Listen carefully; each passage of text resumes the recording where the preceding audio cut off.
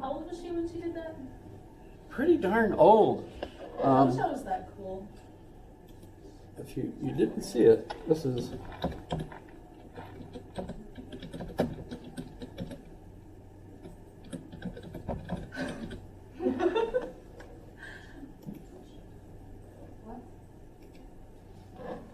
That's so cool. This is a commercial? Oh no, this is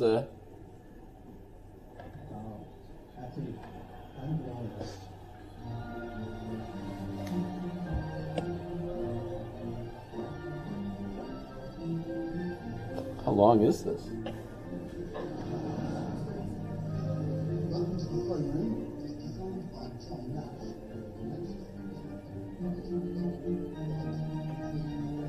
This is rather long actually for the parachute, but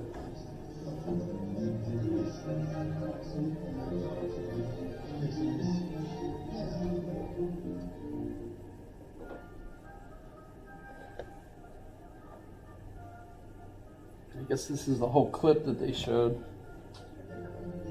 How many of you saw this when it happened? Is that James Bond? Yes. This from Crown. The Crown. Oh, Those are her dogs. no one Corky's so bad.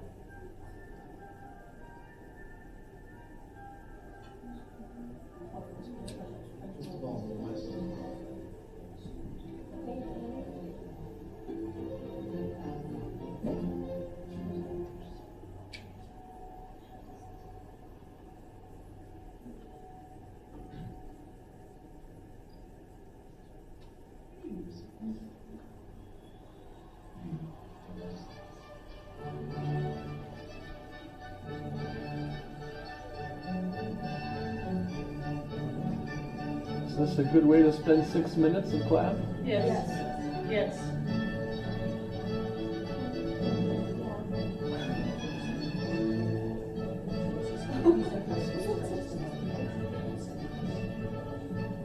This, by the way, this was all set up by Boris Johnson. He was the mayor of London and set up the Olympics.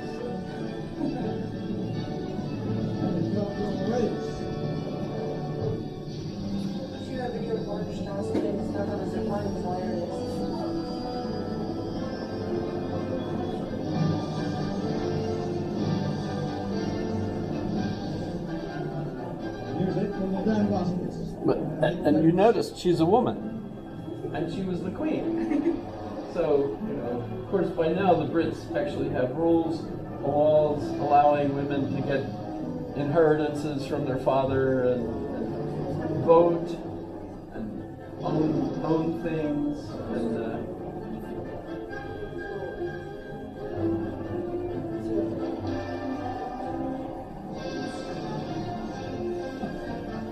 Churchill, the statue actually waving to her.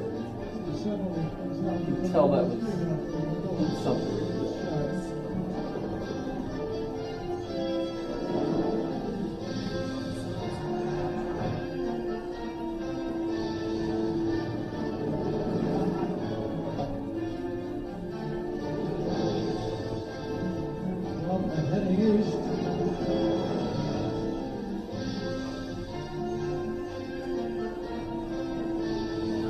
That's particularly dangerous to do.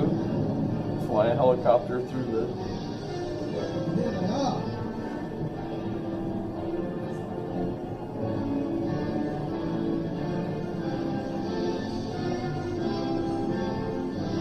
I'm guessing they didn't do that when she was in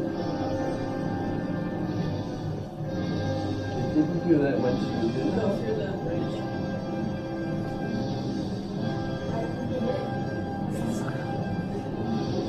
Frankly, I don't think she was ever in the helicopter, but you know, here we go.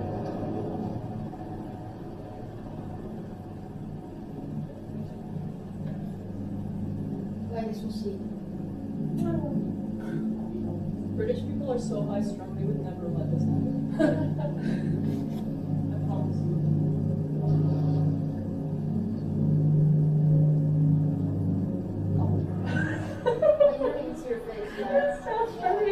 la casa está. Dust all the way around the stadium.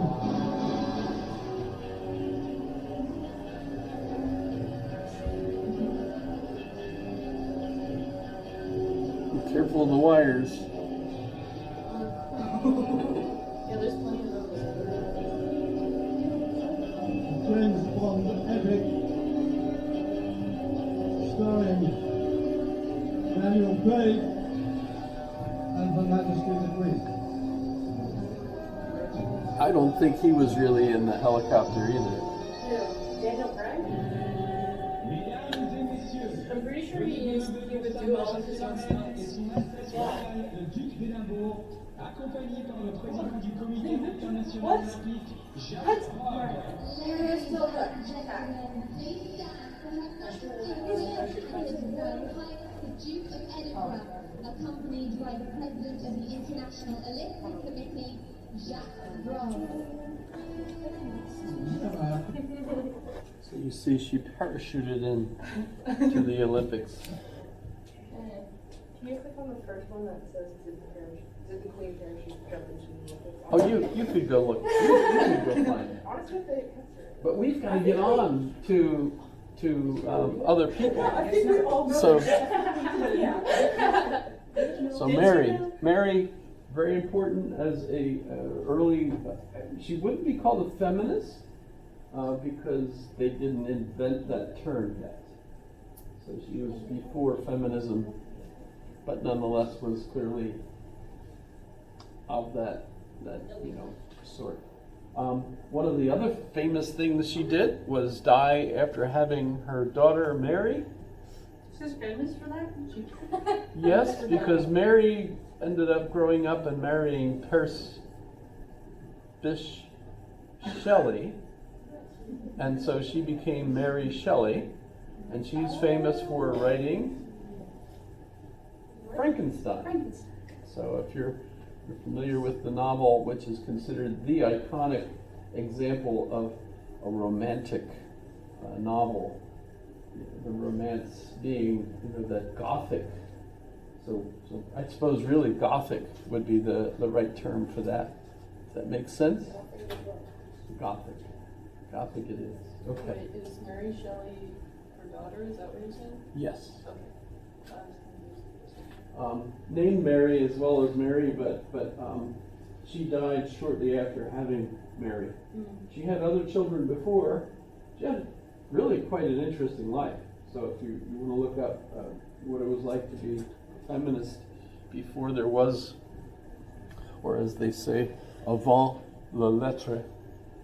She was a feminist before the letter, the word. So there you go. So she's important. Should mention her. I also want to mention Jeremy Bentham.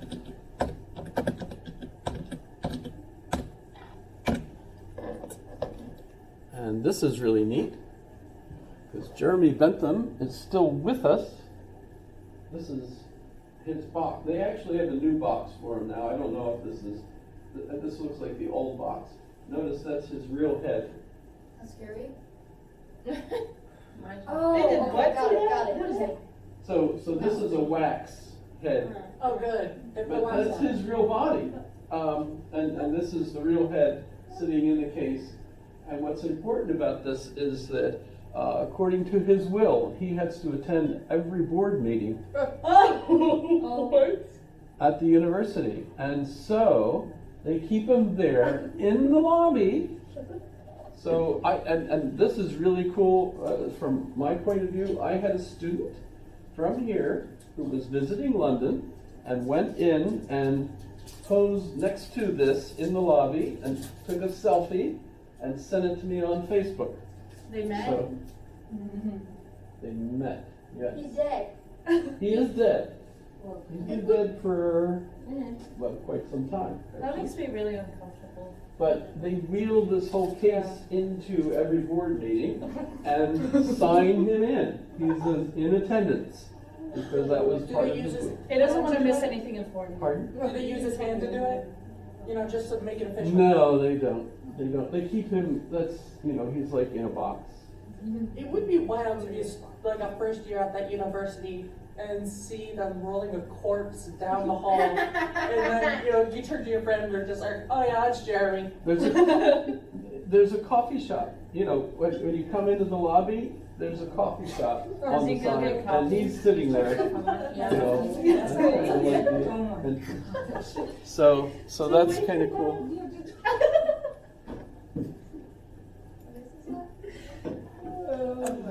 University of London. University of London. On those board meetings, he's just dead weight. I don't know that he ever offers any comments.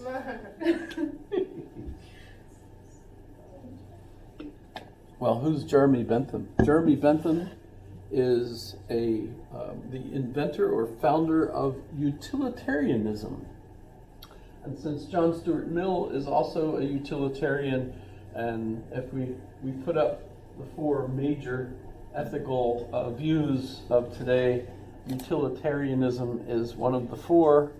And actually, when we think of Americans as being pragmatists, I think of pragmatism as a type of utilitarianism.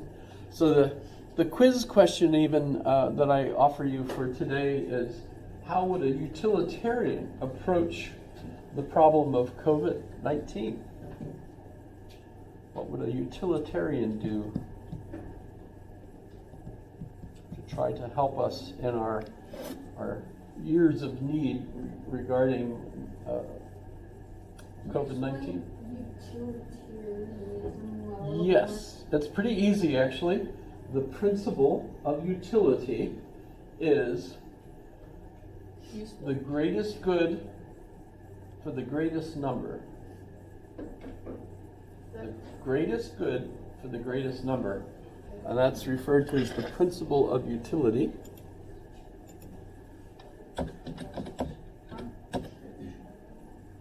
Shoot. It's a hard word to say, utilitarian.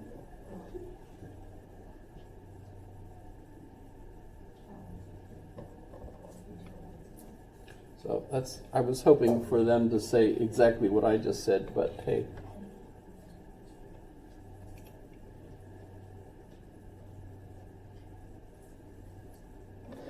So the principle of utility.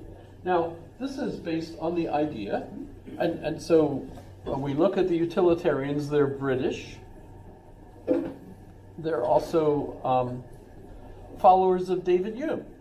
And if you think back, how David Hume argued lots of things, but that basically all of our knowledge is based on empirical experience, right? And even if we trace that all the way back to Thomas Hobbes, that argues that we react to things, so that we want to increase pleasure and decrease pain.